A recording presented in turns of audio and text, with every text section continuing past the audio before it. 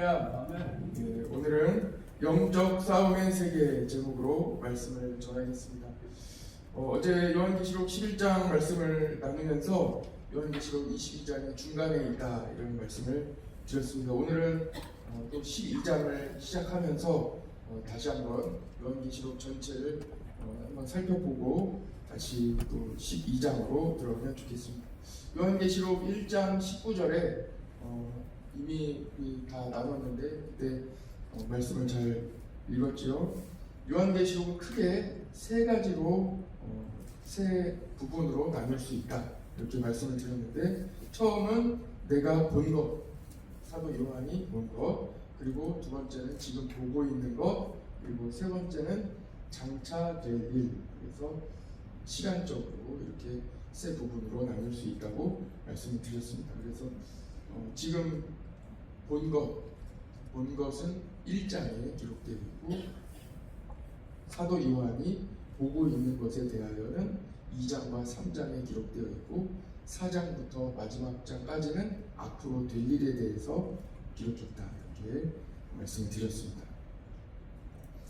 요한계시록 4장에서 그 중에서도 4장에서 18장까지는 앞으로 일어날 일들 중에서도 재난과 환난, 고난에 대한 일들이 기록되어 있고, 19장부터 22장까지는 예수님께서 재림하시는 장면이 포함되어 있으면서 마지막 새 하늘이 도래한 하나님께서 열어주실 지금 이 땅, 죄로 가득한 땅은 이제 없어지고 새 하늘과 새 땅이 열리게 되면서 우리가 새 땅에서 살아가게 되는 그 날에 대하여 19장부터 22장까지 나오고 있습니다.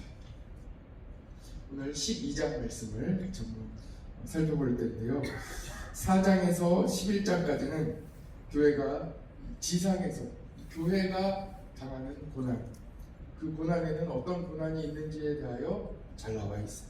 4장에서 11장까지 우리 어제까지 잘 나눴습니다. 그리고 오늘부터 나눌 12장부터 18장까지는 그 원인이 어디에 있는지, 왜 이 땅은 고난을 받고 이 땅의 사람들은 심판을 당하는지 그 원인에 대하여 잘 나와 있습니다. 그래서 11장까지 이 앞부분, 4장에서 11장까지 이 앞부분이 외부의 증상, 어떤 일이 일어나는지, 이 마지막 때에는 어떤 일이 일어나는지, 마태복음 24장에도 예수님께서 마지막 때에 대하여 그날에는 재난이 있고 환난이 있고 또 성도들이 고난 받는다 이렇게 말씀해 주셨는데, 어떤 일들이 있는지 구체적으로 4장에서 11장까지 구체적으로 잘 기록되어 있어요. 그리고 12장부터 뒷부분 18장까지는 원인이 어디에 있는지에 대하여 구체적으로 또 말씀하고 있습니다. 오늘부터 본격적으로 이 세상에 그 심판의 날이 오는데, 그때에는 마지막 남아있는 교회를 공격하고 성도를 공격했던 그 존재의 실체가 드러나게 됩니다. 그리고 그 실체는 앞으로 어떻게 될 것인지 하나님께서 마지막 때에 대하여 말씀해 주고 계십니다. 오늘 함께 읽은 이 12장, 영적 전투의 장면입니다. 실제적인 장면인데, 웬만한 요즘 그 무슨 CG 같은 거 잘 해가지고 인공지능으로 만든 웬만한 이 영화보다도 더 이 화려하고 스펙타클한 장면이 오늘 12장에 담겨 있는 거예요. 머릿속으로 한번 이렇게 잘 그려보시면서 좀 오늘 말씀을 들으셨으면 좋겠습니다. 이 장면은 철로역정, 여러분들 철로역정 많이 읽어보셨을 텐데, 철로역정에도 이 마지막 장면에 영적 전쟁의 마지막 장면에도 구체적으로 잘 묘사가 되어 있습니다. 사도 요한이 지금 이 장면을 보고 있는 거예요. 해같이 빛나는 옷을 입은 한 여자가 아이를 낳습니다. 아이를 낳는데 이 아이를 낳는 이 아이가 어떤 일을 하게 될지 이미 하나님께서는 창세기 3장 15절에 이미 말씀해 주셨어요. 창세기 3장 15절을 제가 한번 읽어드릴게요. 잘 들어보세요. 내가 너로 여자와 원수가 되게 하고, 여자가 나오죠. 내 후손도 여자의 후손과 원수가 되게 하리니, 여자의 후손이 나옵니다. 여자의 후손은 내 머리를 상하게 할 것이요 너는 그의 발꿈치를 상하게 할 것이라 하시고, 이 말씀은 아담과 하와를 유혹했던 뱀에게 하셨던 말씀입니다. 해를 입은 여자, 이 빛나는 영광을 가지고 있는 이 여자는 교회를 말하고 있습니다. 해를 입은 여자가 달을 밟고 서 있어요. 오늘 이 요한계시록 12장 1절 2절에 보면 이 여자가, 이 교회가 달을 밟고 서 있어요. 달은 매일 변합니다. 시간에 따라 매일 변합니다. 이 보름달이었다가 완전히 초생달이었다가 완전히 매일같이 변하고 있어요. 시간의 흐름을 말하고 있습니다. 그런데 교회는 그 달을 밟고 서 있습니다. 시간은 변하고 시대는 변합니다. 끊임없이 변하지만 교회는 그 시대를 밟고 서서 변함없이 진리이신 예수 그리스도를 의지하고 바라보고 오직 복음으로 예수님만 선포하며 예수님으로 살아가는 예수님의 몸된 교회를 말하고 있습니다. 변함없이 끊임없이 주님만을 의지합니다. 완전히 시대를 이끌어가는 것, 밟고 서 있어요. 그것이 바로 교회입니다. 그래서 교회에 나오는 성도들은 흔들리지 않아요. 불안하지 않아요. 이 시대는 불안합니다. 왜냐하면 끊임없이 변하기 때문입니다. 이미 변해 있어요. 10년 지나면 모든 학문이 이미 변해 있어요. 기술은요 1년이면 이미 저 멀리 가 있습니다. 이미 멀리 3년이면 완전 골동품이 돼요. 기술이 그만큼 빨리빨리 변하고 앞서가기 때문입니다. 얼마나 빨리 변하는지 몰라요.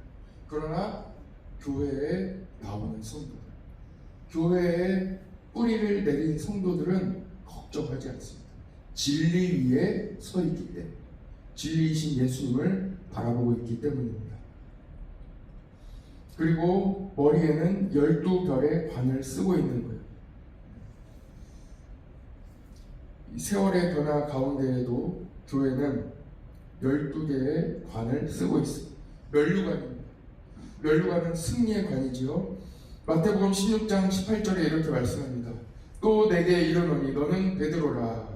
내가 이 반석 위에 내 교회를 세우리니 음부의 권세가 이기지 못하리라. 그래서 이 면류관은 승리의 관입니다. 계속 이긴다는, 한 번이라도 지지 않아요. 계속 이깁니다. 우리는 질 수 있어요. 그러나 교회는 계속 승리하면서 나가는, 하나님께서 지켜주시기 때문입니다. 교회가 영적 전투에서 계속해서 승리하여 12개의 면류관을 쓰고 있습니다.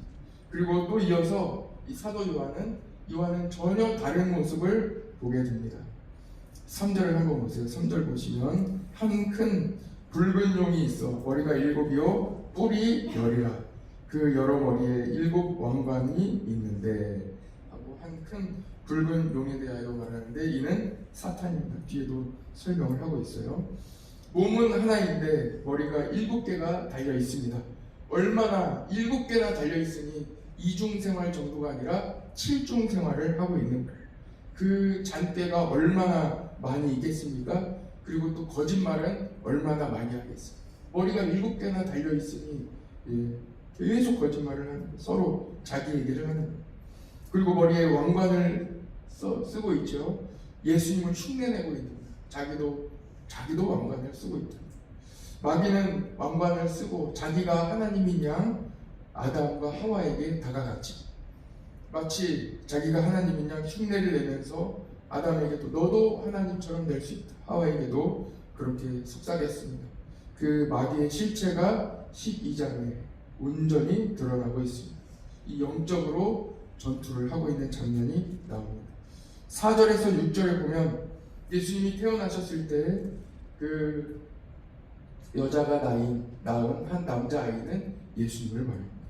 예수님이 태어나셨을 때 헤롯 왕이 예수님을 죽이려고 했죠. 그래서 베들레헴에 있는 이 2살 이하 남자아이를 모두 살해했습니다. 이 역사적인 사건이 헤롯 한 사람의 분노로 일어난 일이 아니라 이것이 그 본질적으로는 영적인 전쟁이었음을 말하고 있습니다. 우리가 살아가며 많은 일들을 경험합니다.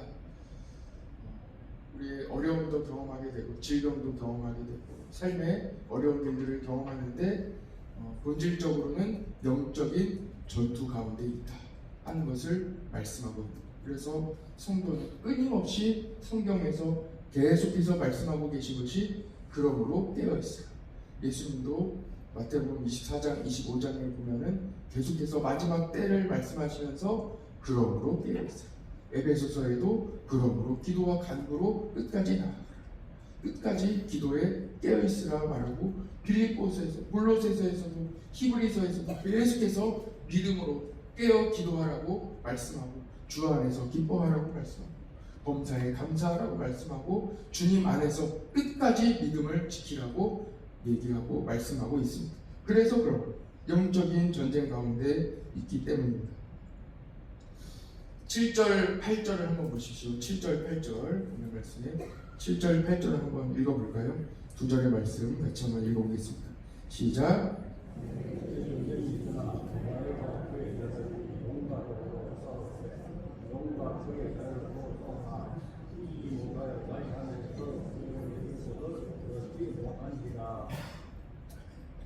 하늘에 이미 전쟁이 있었고 그 전쟁은 이 땅에서도 계속 이어지고 있습니다. 하늘을 차지하기 위하여, 천국을 차지하기 위하여 공격을 했어요. 그러나 차지 못하죠. 당연히 못하죠. 그래서 차지할 것이 없으니까 다시 땅으로 내려와서 이 땅에 있는 성도들을 계속 공격하고 유혹합니다. 사탄은 하늘에서 쫓겨나 다시 하늘에 올라가고 싶었지만, 그래서 전쟁을 했지만 졌습니다. 그러나 그들은 싸움에서 지고 하늘의 자리를 얻지 못하고 끊임없이 지금도 성도들을 이 땅에서 공격하고 있습니다. 영적인 전쟁입니다. 그 존재가 무엇인지 9절에 나오죠. 큰 용이 내쫓기니 옛 뱀입니다. 그때 창세기 3장에서 아담과 하와를 유혹했던 그 뱀이 바로 이 실체라고 말씀하고 있습니다. 다시 한번 말씀하고 있습니다. 옛 뱀이라 마귀라고도 하고 사탄이라고도 하고 다 같은 존재입니다. 온 천하를 꿰는 자라. 머리가 7개나 달려있어 얼마나 꿰겠어요. 그가 땅으로 내쫓기니 그의 사자들도 그와 함께 내쫓기니라. 보시면 이 군대 귀신이 이 사람들을 공격하고 했던 것처럼, 또 예수님께서 오셔서 귀신을 다 물리쳐 주신 것처럼 사탄과 마귀만 있는 것이 아니라 그의 추종자들도 계속 많이 있는 거예요. 그러니까 혼자만 있는 게 아니에요. 수많은 존재들이 그를 따르고 있어요. 뒤에 보면 이제 적그리스도라고도 나오는데 보통 존재들이 아닙니다. 그래서 아담과 하와도 넘어가는 거예요. 그 존재들에게 한번 유혹받고 또 한번 공격받으면 헤어나올 수가 없어요. 웬만한 믿음의 사람들, 목회자들도 그냥 나가 떨어져요. 그래서 아예 공격받지 않고 아예 그들을 상종을 하기를 바라요. 그래야 살아남을 수 있어요. 그렇기 때문에 영적으로 깨어 있어야 된다. 그리고 이 안에, 이 보호막 안에 항상 있어요. 그것이 바로 교회. 우리가 요한계시록을 계속 읽어오면서 하나님은 이 땅에 이 영적 전쟁과 어려움의 때에 교회를 세워주시고, 이 교회에 속한 사람들은 하나님께서 보호해 주신다고 말씀해 주셨어요. 그러니까 이 보호받는 이곳에, 장벽이 있는 이곳에 있어야 돼요. 그러면은 아무 문제 없습니다. 찬송가 585장이에요. 시간이 없기 때문에 부를 시간이 없습니다. 내주는 강한 성령. 마틴 루터가 종교 개혁을 다시 복음으로, 다시 예수 그리스도로, 오직 성경으로 다시 돌아가야 된다. 그 또한 영적인 전쟁이에요. 옛 원수 마귀는 이때도 힘을 써. 이 마틴 루터가 다시 예수 그리스도로 돌아가려고 할 때에도 끊임없이 그를 공격하는 거예요. 다 성공했다는 거예요. 마귀가 예수님을 떠나도록. 그런데 다시 이 루터가 다시 예수님으로, 이 교회가 다시 바로 서야 한다. 완전히 예수 그리스도로, 복음으로, 성경 말씀으로 돌아가야 된다 하고 이야기하고 설교할 때에 사탄 마귀가 이 루터의 일화를 읽어보면 끊임없이 마귀가 그를 공격한 일화를 읽어볼 수 있습니다. 계속 공격합니다. 옛 원수 마귀는 이때도 힘을 써 모략과 권세로 무기를 삼으니 천하에 누가 당하랴. 천하에 누가 당하랴. 누가 당할 사람이 없어. 그러나 교회에 나와 예수 그리스도를 의지하는 사람은 반드시 승리합니다. 오늘 요한계시록 12장을 통해서 영적인 이 세계가 눈이 띄어지고 여러분들이 눈을 뜨시고 그리고 여러분들의 삶의 영적인 전투에서 승리하시고 교회 끝까지 남아있는 성도 되시기를 축복합니다. 세 가지만 함께 중요한 것들 나눌 거예요. 첫 번째, 영적인 세계가 있습니다. 같이 한번 해볼까요? 영적인 세계가 있습니다. 성경은 끊임없이 영적인 세계가 있다고 창세기부터 요한계시록까지 모든 말씀에서 말씀하고 있습니다. 영적인 세계가 있어요. 이 세상은 우리 눈으로 보는 것이 다가 아니에요. 보이지 않는 영적인 세계가 있다는 것을 말씀하고 있습니다. 아담은 창조할 때부터 하나님께서 그 코에 생기를 넣으심으로 그가 생명인 영적인 존재가 되었다고 말씀하고 있습니다. 우리는 하나님 없이 살 수 없는 영적인 존재로 창조되었습니다. 그러나 사탄이 뱀의 모양을 하고 아담에게 나타나 하나님으로부터 분리시켰어요. 그리고 그때로부터 영적인 전쟁이 시작되었습니다. 지금도 끊임없이 사탄은 방해하고 하나님은 계속해서 우리를 회복하십니다. 영적인 전쟁입니다. 두 번째입니다. 우리는 영적 전쟁 중에 있습니다. 같이 해볼까요? 우리는 영적 전쟁 중에 있습니다. 여러분 혹시 대한민국이 현재 전쟁 중이고 휴전 중이라는 사실을 알고 계십니까? 네, 알고 있지만 전혀 모르는 상태로 우리는 살고 있어요. 그와 똑같아요. 군대 가보면 우리가 전쟁 중이었구나 하는 것을 알게 돼요. 훈련 중에 목숨을 잃습니다. 왜 그래요? 전쟁 중이기 때문에 그래요. 목숨 걸고 훈련하는 그 대단한 장비들을 움직이고 탱크 움직이고 보통 장비들이에요. 왜 그렇게 훈련하고 합니까? 전쟁 중이기 때문에 그래요. 우리는 전혀 모르고 지금 살아가고 있어요. 여러분들 안다곤 하시지만 대부분 다 모르고 있어요. 영적 전쟁도 마찬가지입니다. 우리가 다 알고 있는 것 같아요. 그러나 내가 지금 영적 전쟁인 상태에 있다는 것을 대부분 모르고 살아갑니다. 우리는 이렇게 평안하게 살아갑니다. 북한에 살고 있는 사람들은 매일 전쟁 중입니다. 먹을 것도 없고 추위에 떨고 있고 자유 없이 살아가고 있습니다. 우리가 현재 누리고 있는 이 자유가 얼마나 소중하고 대단한지 다 몰라요. 70년대, 80년대 밤에도 연탄 갈고 우리 어머니 아버지들은 잠을 한 번도 제대로 못 주무시잖아요. 두세 번 깨가지고 끄덕끄덕 하시는 분들은 알아요. 애들은 자지만 부모님들은 일어나서 두 번, 세 번 연탄 갈아야 잘 수 있었어요. 어려웠어요. 그때 춥고 배고프던 시절에는 영적으로 깨어 있었습니다. 그러나 지금 완전 편안하게 잘 수 있는 이 시대에는 영적으로 오히려 잠든 시대를 살아가고 있어요.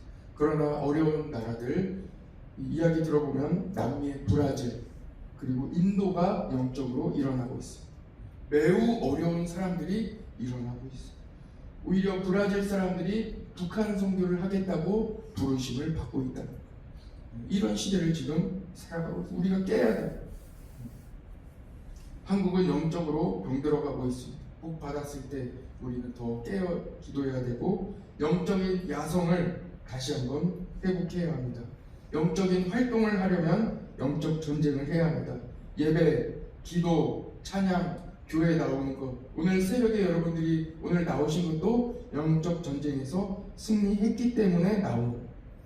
사탄은 끊임없이 방해합니다. 오늘도 못 나오도록 방해했을 거예요.